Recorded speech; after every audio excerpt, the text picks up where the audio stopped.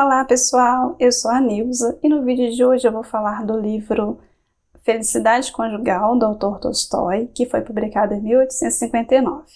Não vou mostrar o livro aqui porque eu não tenho um livro físico, eu li na versão digital, mas foi da editora 34, que tem 128 páginas, é considerado uma novela. A personagem principal deste livro é a Mária, que tem um apelido carinhoso ali de Marcha. Ela tem uma irmã, criança, que a gente não sabe quantos anos tem, que é a Sônia. Ela tem uma governanta, que é a Kátia. E o personagem principal, que vai se tornar o marido dela, é o Serguei, que era um amigo da família, né, um antigo amigo da família, e o tutor, né, atualmente foi o tutor dela. O que acontece? Esse livro, ele é um livro de muitas emoções, né? A gente tem o luto, porque o livro começa com ela, né, contando a história dela desde os 17 anos, que é quando ela perde a mãe. Ela já não tinha o pai e ela perde a mãe aos 17 anos, fica aos cuidados dessa governanta e posteriormente vai ficar aos cuidados desse tutor, que é o Serguei. Então a gente já começa a história com a experiência do luto e uma experiência de solidão, né, de sofrimento, de solidão. Ela até em algumas partes fala, né, dos comportamentos, dos sintomas que ela tinha, da vida ter perdido o sentido, de ela não querer mais se arrumar, não querer mais tocar música, não querer mais ler, que eram as coisas que ela gostava de fazer. E quando as pessoas insistiam, né, que ela precisava sair do quarto, que ela precisava se movimentar, né, voltar para a vida, fazer o que ela fazia antes, se arrumar, a única pergunta que ela se fazia era para quê? Né? Para quê? Para quem? Que é uma pergunta muito comum do luto, né? Da vivência do luto, de não saber mais o que fazer, né? A vida ter perdido mesmo um propósito. E aí ela fala que emagreceu, que ficou feia, e que isso não fazia a menor importância para ela naquele momento. Ela não queria comer, não queria fazer nada. Então a gente tem essa experiência do luto. Depois a gente tem uma experiência emocional muito forte, né, que é a da paixão. Quem nunca se apaixonou, né? Essa experiência da paixão, ela conta ali, né, desde o início, como foi que esse sentimento chegou.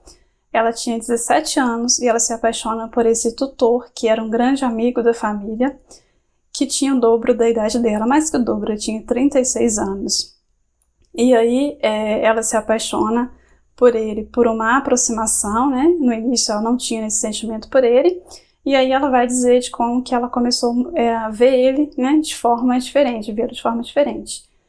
E aí nós temos também ele se apaixonando por ela, e aí um sentimento que ele tem uma dificuldade de aceitar por causa da diferença de idade. Então nós temos aí esse debate também, né, de obstáculos para os sentimentos, né, para a vivência da paixão, do amor, porque ele já imagina que eles vão ter dificuldades de relacionamento por conta dessa diferença de idade, porque ele considerava que ele já tinha vivido a vida e que ela com certeza ia querer viver tudo que ele já viveu, e essas experiências que ela precisava ter na vida poderia mudar o sentimento que ela inicialmente tinha por ele quando eles se descobrem apaixonados. Ele sabe que ele tem esse sentimento por ela já, né? Já tem esse desejo, mas ele tenta controlar esse desejo dele por conta do medo, né? A gente tem uma experiência de medo aí da parte dele, e de paixão, de risco, de encantamento, de certezas por parte dela, porque está começando a vida, mesmo sem conhecer as experiências que ele estava dizendo que ela precisaria conhecer um dia, ela já tem certeza que nada disso importa para ela, que o que ela quer é de fato estar com ele, que ele preenche ela, né, que a única coisa que pode fazê-la feliz é estar com ele. E aí nós temos uma idealização da vida, né, uma idealização do casamento, do relacionamento, de que tudo que eu estou vivendo no aqui e agora, né, essa perfeição que eu estou vivendo aqui, ela vai existir para sempre. E aí eles acabam, né, tanto ele quanto ela, não resistindo a essa paixão e se casam. Aí a gente está na segunda parte do livro, que é sobre a vivência desse relacionamento, né? O nome já sugere, felicidade conjugal.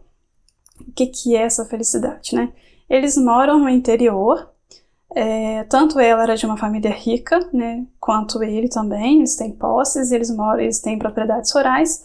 Ele era o tutor dela justamente para cuidar das questões financeiras, né, porque o pai dela deixou ele, né, aos cuidados dele, essa gestão financeira da família. E aí eles se casam e ela vai morar com ele, né, com a mãe dele. E aí vamos viver essa experiência de paixão no início do casamento, perfeito, né? Um preenche o outro e um basta para o outro, né? Para essa felicidade conjugal. Só que a paixão, ela tem tempo, né? A paixão não dura a vida inteira, nem poderia, né? Traria muito sofrimento. É considerado um vício, né? Você gasta-se muita energia para se manter uma paixão. E aí, depois desse início de casamento, quando a vida começa a normalizar, quer dizer que essa paixão já está diminuindo, ela começa a perceber que ele já não preenche ela totalmente, né? Ele tem os afazeres dele, ele viaja, ele trabalha, ele passa o dia fora. E ela, uma mulher rica daquela época, recém-casada, a mãe dele cuidando de todos os afazeres da casa, empregados, né?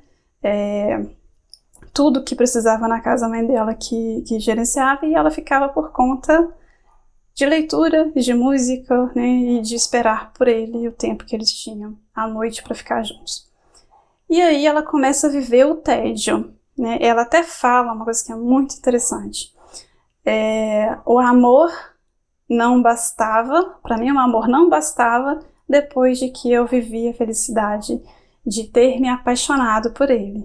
Ou seja, ela começa a perceber que aquela felicidade do momento em que ela se apaixonou, ela não estava existindo mais e ela queria aquela intensidade, aquele movimento, né? Ela não tinha, eles tinham personalidades muito diferentes, né? Ele era muito tranquilo, gostava de uma vida quieta, gostava da vida do campo, e ela não, né? Ela, mesmo não tendo conhecido a sociedade, não tendo conhecido uma vida urbana, de movimento, ela não era tão calma, não tinha a personalidade dele.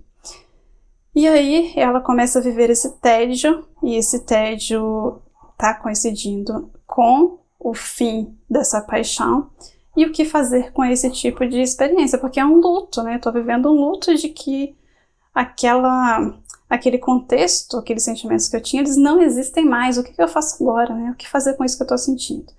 E aí ela tenta conversar com ele, mas ele não compreende muito bem. E aí ele só entende que ela provavelmente precisa conhecer, ter experiências, né, diferentes, que ele já teve, conhecer o mundo, ir para a sociedade, para o mundo urbano, assistir ópera, frequentar bailes, né, conhecer pessoas, ter contato com as pessoas da família, amigos, ter essa vida social intensa. E aí ele promete, né, que eles vão passar por essa fase, porque ela precisava disso, e depois eles retornarão para o campo, e ele pede que ela não mude né, que o sentimento deles, né, continue sendo o mesmo, passando por isso tudo que eles passariam.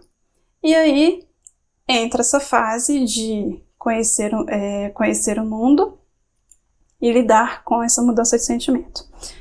Ela vai ter experiências, né, vai viver algumas situações que vai fazer um movimento, né, no relacionamento deles, dá uma desequilibrada, né, questiona-se o sentimento, né, questiona-se as escolhas, eles acabam discutindo, e aí nessa discussão vem, né, palavras, né, vem questões que vão machucar um ao outro, mas são necessárias, né, são as famosas conversas difíceis dos relacionamentos, são conversas necessárias, e que transformam, né, os dois, mas que são talvez o caminho mais eficiente ou único para lidar com relacionamentos, para resolver problemas e para que o casal ele tenha o amadurecimento emocional necessário para permanecer junto, ou o amadurecimento emocional para entender que aquele relacionamento não é saudável, né, não é o melhor para os dois, e para terminar também. Não vou contar o final, né, se depois de tantos desentendimentos, né, de perceberem que eles têm visões de mundo diferentes, de que aquele sentimento inicial de paixão não existe mais e a gente precisa saber o que fazer com isso. A partir de agora, né, como que a gente lida com as diferenças, como que a gente lida com o eu real, porque agora eu te vejo como você é e não da forma que eu tinha te idealizado. E aí é através do o que é bonito no livro, é através do diálogo que eles vão chegar à conclusão, né, melhor para os dois. Então, o que eu aprendi, né, o que eu gostei do livro?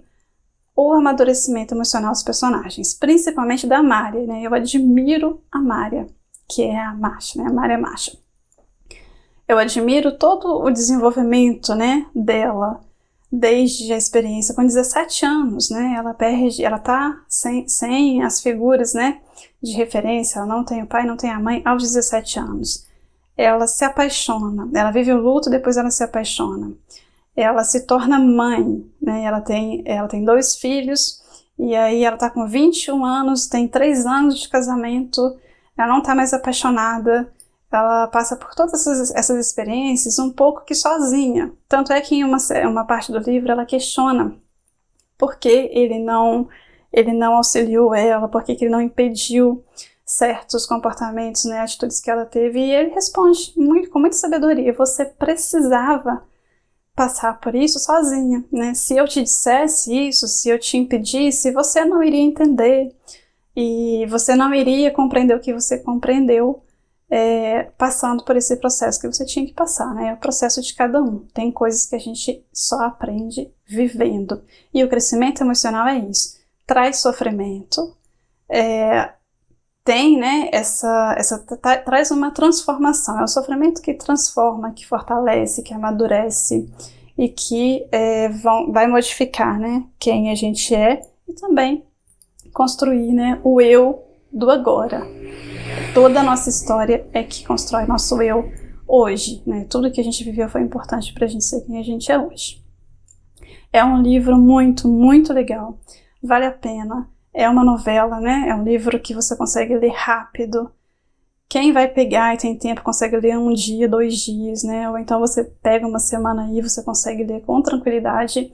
E é um livro para reflexão sobre relacionamentos, né? Sobre diálogo, sobre assertividade, sobre crescimento emocional, sobre acolhimento das emoções. Tem um momento do livro que ele fala para ela sobre a forma como ela estava lidando com o luto, né? Ele diz: é ruim não saber sentir a solidão, é ruim não saber viver, né, a solidão. Dizendo que todas as experiências emocionais, elas são importantes, né? A gente precisa saber sentir as emoções, principalmente as emoções desagradáveis. Então este é um livro profundo, em poucas páginas, e é um ensinamento para a vida.